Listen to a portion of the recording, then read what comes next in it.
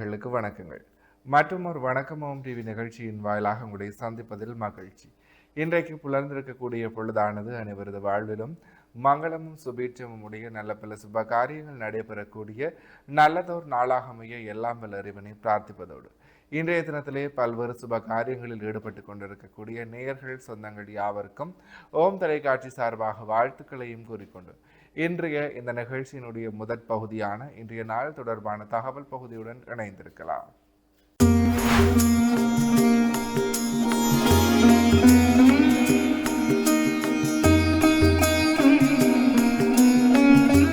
இணைந்திருக்கின்றோம் வணக்கமும் டிவியின் இன்றைய நாள் தொடர்பான தகவல் பகுதியுடன். அந்த வகையில் இன்றைய நாளானது ஜூலை மாதம் சனிக்கிழமை 4/7/2026 தமிழுக்கு பராபவ வருடம் ஆனி மாதம் 20ஆம் நாள். இன்றைய நாளினுடைய நல்ல நேரங்களாக இன்று காலை 7:45 தொடக்கம் 8:45 வரை, பின் மாலை 4:45 மணி தொடக்கம் 5:45 மணி வரை. அடுத்த ராகு காலமாக இன்று காலை 9 மணி தொடக்கம் 10:30 மணி வரை. அடுத்த யமகண்டமாக இன்று மதியம் 1:30 மணி தொடக்கம் 3 மணி வரை. அடுத்த இன்றைய நாளுக்குரிய சூரிய உதயத்தை பார்க்கலாம். இன்று காலை 5:57 இன்றைய நாளினுடைய சூரிய உதயம் இடம்பெற்றிருக்கின்றது. திதியாக இன்று காலை 10:57 வரை சதுர்த்தி திதியும் பின்பு பஞ்சமி திதியும் நிலவுகிறது. நட்சத்திரங்களாக இன்று பிற்பகல் 12:30 வரை அவிட்ட நட்சத்திரமும் பின்பு சதய நட்சத்திரமும் நிலவுகிறது.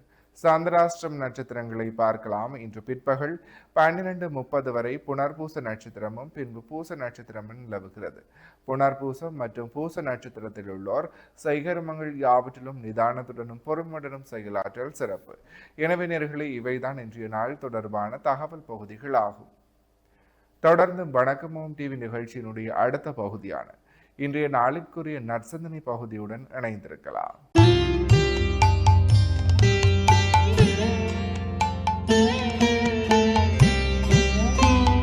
ஓம் லோகவீரம் மகாபூஜ்யம் சர்வரக்ஷாகரம் விபும் பார்வதீகிருதயானந்தம் சாஸ்தாரம் பிரணமாம்யகம். ஓம் சுவாமியே சரணமையப்பா. சுவாமி சரணம். மேன்மைகள் சைவ நீதி விளங்குக உலகமெல்லாம்.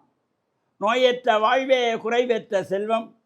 அந்த நோய் நொடிகள் இல்லாத வாழ்வு இந்த உலக மக்கள் எல்லோரும் வாழ வேண்டும் என்று கலியுகத்தின் காந்தமலை ஜோதியாகிய சபரிமலை சுவாமி ஐயப்பனுடைய திருவடிகளை சிறந்தாழ்த்தி டான் தமிழொலி ஓம் தொலைக்காட்சி நேயர்கள் அனைவருக்கும் சர்வதேச இந்து மத குறிப்பீடம் அகில இலங்கை சபரிமலை ஸ்ரீ சாஸ்தாபுரத்தின் சார்பில் இனிய வணக்கங்களும் நல்லாசிகளும். என்றும் மங்களகரமான பராபவ வருஷம் ஆனி மாதம் 20ஆம் நாள் 4/7/2026 சனிக்கிழமை.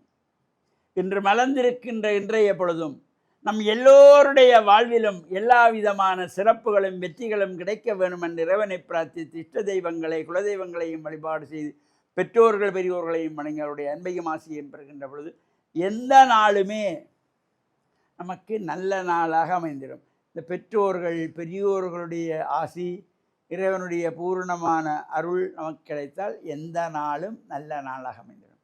இன்று மந்த வாரம் என்கின்ற சனிக்கிழமை.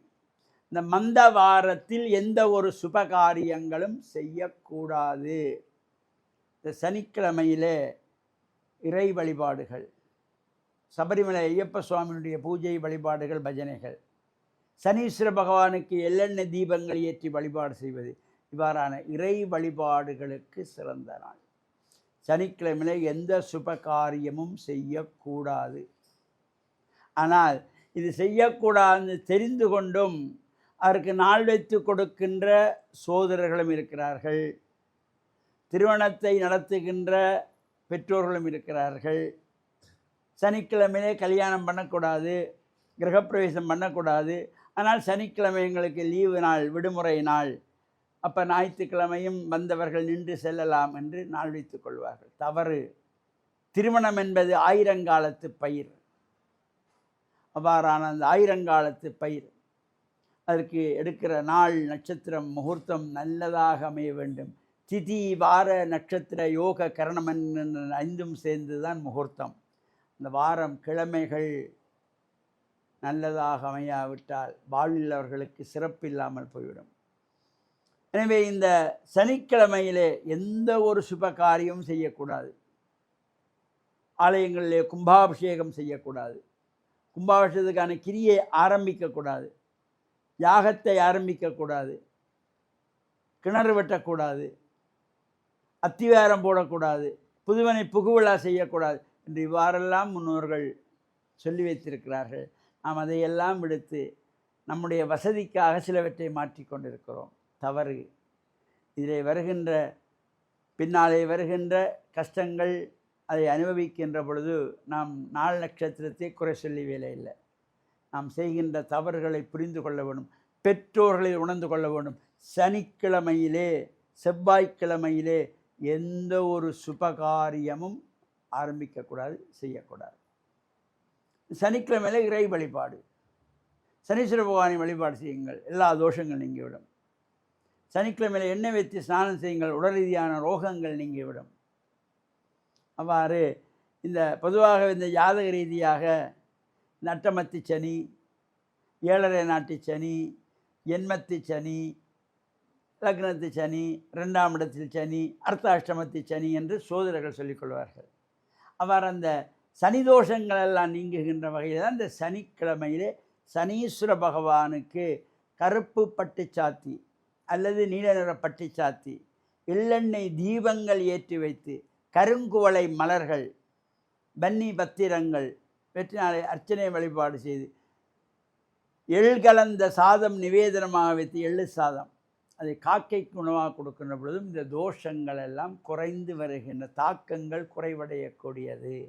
அந்த வகையிலே தான் இந்த சனிக்கிழமையிலே சனீஸ்வர பகவானை வழிபாடு செய்யுங்கள், எள்ளெண்ணெய் தீபங்கள் ஏற்றுங்கள், சபரிமலை ஐயப்ப சுவாமியினுடைய பஜனை பூஜை வழிபாடுகள் கலந்து கொள்ளுங்கள், சனிக்கிழமையிலே சுபகாரியங்கள் தவிர்த்து கொள்ளுங்கள் என்று முன்னோர்கள் வகுத்தார்கள்.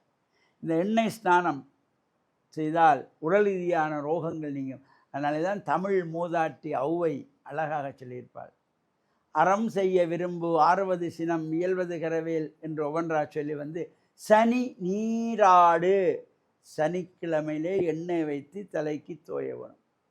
இந்த எண்ணம் ஒவ்வொரு உள்ளத்திலும் வர வேண்டும் என்ற நல்ல சிந்தனையோடு டான் தமிழொலி ஓம் தொலைக்காட்சி நேயர்கள் அனைவருக்கும் சர்வதேச இந்து மத குறிப்பிடம் அகில இலங்கை சபரிமலை ஸ்ரீ சாஸ்தாபுரத்தின் சார்பில் நல்ல ஆசிகளை கூறிக்கொள்வதில் மனமகிழ்வு கொள்கிறோம்.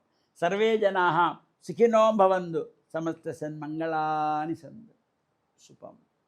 இன்றைய நாளிற்குரிய சைவ சமய நற்சிந்தனை பகுதியை சிறப்பான முறையில் வழங்கிய ஆன்மீக அருள்ஜோதி ஸ்ரீ ஐயப்பதாச சாமசிவ சிவாச்சாரியார் ஐயா அவர்களுக்கு மனம் கனிந்த நன்றிகள். தொடர்ந்தும் வணக்கமோம் டிவி நிகழ்ச்சியினுடைய அடுத்த பகுதியான இன்றைய நாளிற்குரிய ராசி பலன் பகுதியுடன் இணைந்திருக்கலாம்.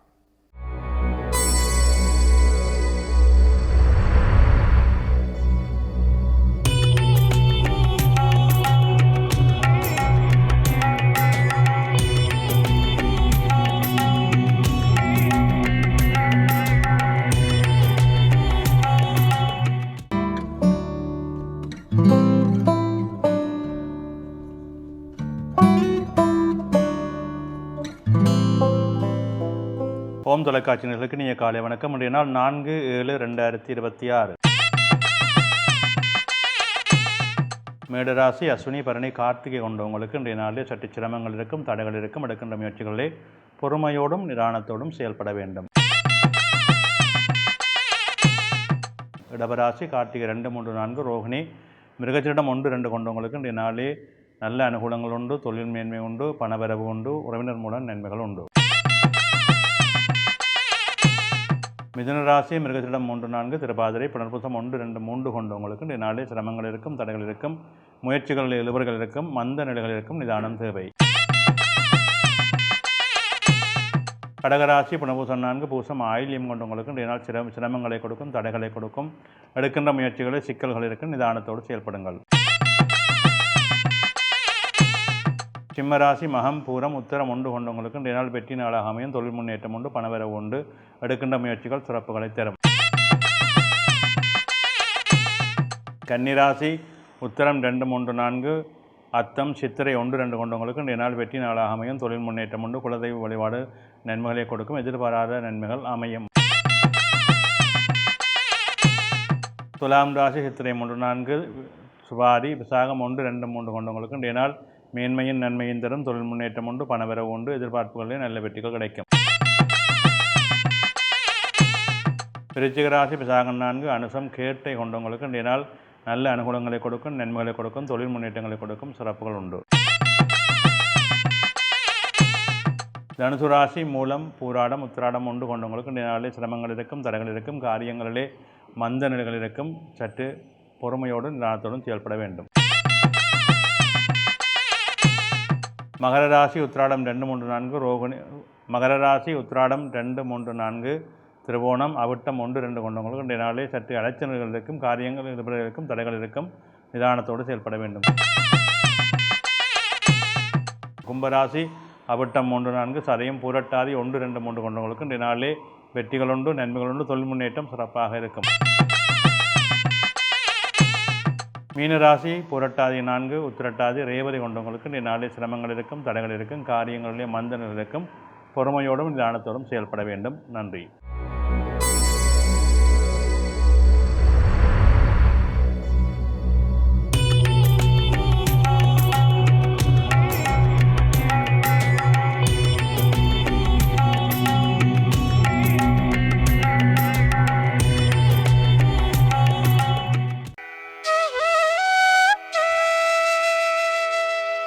இன்றைய சிந்தனை: ஒரு மனிதனுடைய வாழ்விலே இந்த தியானம் வழிபாடு என்னவெல்லாம் எங்களுக்கு தரும்?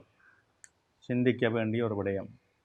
நாங்கள் எங்களுடைய உடலிலே இருக்கின்ற அத்தனை சுரபிகளையும் இயங்க வைக்கின்ற தன்மைகளை கொண்டு வருவதற்கு, எங்களுடைய உடல் இயக்கத்தில் இருக்கின்ற அத்தனை விடயங்களும் நல்லதை மட்டும் பெற்றுக்கொள்வதற்கும், எங்களுடைய சிந்தனை செயல் அதற்குடைய உடன்பாடுகள் எல்லாம் எங்களுக்குள்ளே இங்கிதமாக வந்து சேருவதற்கும் இந்த தியானம் என்பது ஒரு பெரிய ஒரு நடைமுறை சிறப்பாக அமைகின்றது. இந்த தியானத்தினுடைய அடிப்படை என்னவென்றால், எங்களுடைய உள்ளத்தை எல்லா வகையிலுமே கட்டுப்படுத்தி, நாங்கள் எதை நினைக்கின்றோமோ அதை நினைந்து கொண்டு, மனதை ஒருநிலைப்படுத்தி கொண்டு அந்த தியானத்தில் இருக்கின்ற பொழுது, அது தினமும் செய்கின்ற பொழுது எங்களுக்கு செய்ய வேண்டிய விடயங்கள் எல்லாம் மிக மிக இலகுவாக சாதுவாக வெற்றி கொள்ளக்கூடிய வாய்ப்புகளை கொடுத்துவிடும். அவ்வளவு சக்தி இந்த தியானத்துக்கு உண்டு. எனவே இந்த அமைதியாக இருந்து தியானம் செய்வதை நாங்கள் எல்லோரும் கற்றுக்கொள்ள வேண்டும். எங்களுடைய சைவ சமயத்திலே இது ஒரு முக்கியமான நிகழ்வாக அமைகின்றது. தியானம் என்பது எங்களுக்கு மிக மிக உன்னதமானதாகவும் அமைகின்றது.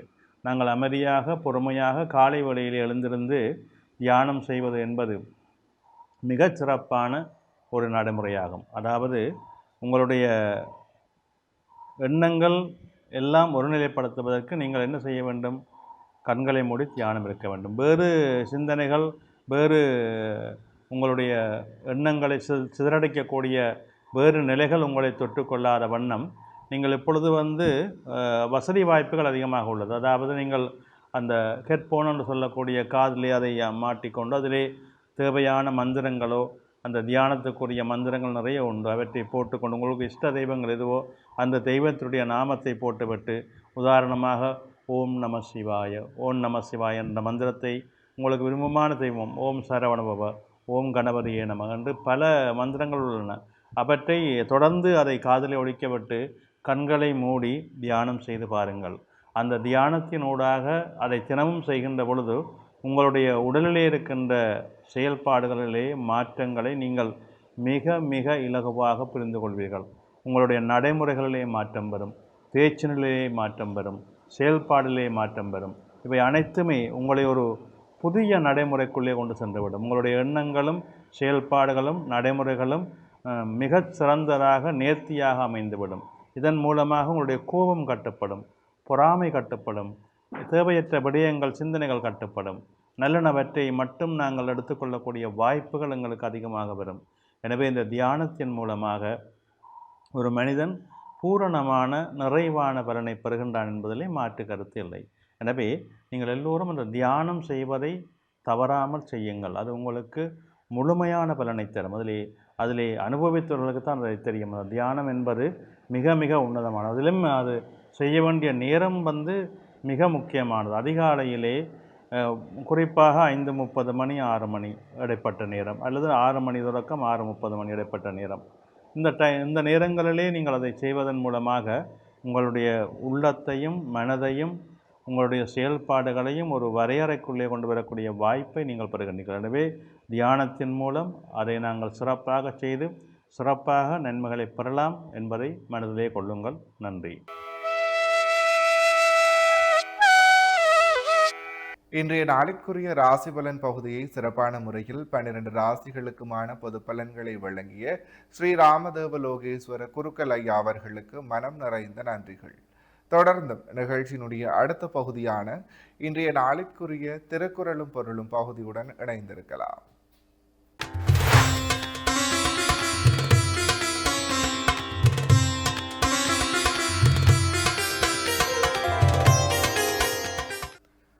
இணைந்திருக்கின்றோம் வணக்கமோம் டிவியின் திருக்குறளும் பொருளும் பகுதியுடன். அந்த வகையில் இன்றைய நாளிற்குரிய குறளும் பொருளுமாக பகை பாவம் அச்சம் பழியென நான்கும் இகவாவாம் இல்லறப்பான் கண்.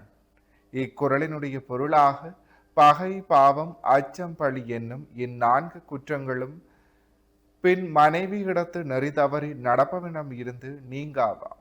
இக்குறளையும் பொருளையும் மீண்டும் ஒரு முறை பார்க்கலாம். பகை பாவம் அச்சம் பழியென நான்கும் இகவாவாம் இல்லறப்பான் கண். இக்குறளினுடைய பொருளாக பகை பாவம் அச்சம் பழி என்னும் இந்நான்கு குற்றங்களும் பிறன் மனைவியிடத்து நெறி தவறி நடப்பவனிடம் இருந்து நீங்காவாம். எனவே நேயர்களே, இவைதான் இன்றைய நாளிற்குரிய திருக்குறளும் பொருளும் பகுதியாகும். இன்றைய நாளிற்குரிய அனைத்து வணக்கமோம் டிவி பகுதிகளும் நிறைவேறியது. மற்றும் ஒரு வணக்கமோம் டிவி நிகழ்ச்சியின் வாயிலாக உங்களை சந்திக்கும் வரையில் உங்களிடத்திலிருந்து விடைபெற்று செல்கிறேன். நன்றி, வணக்கம்.